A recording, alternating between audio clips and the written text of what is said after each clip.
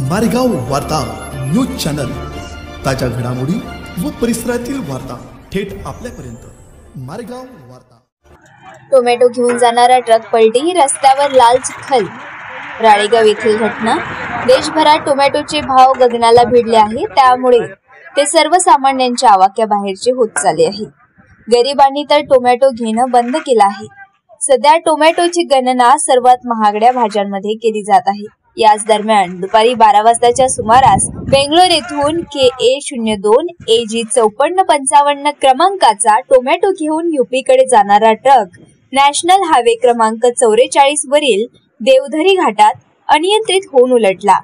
Truck पलटी होताच मोठ्या प्रमाणात टोमॅटो ट्रक मधून खाली पडले। त्यावेळी लोकांनी टोमॅटो लुटण्याची शक्कल लढवली। ट्रक पलटी होताच मोठ्या प्रमाणात टोमॅटो ट्रक मधून खाली पडले।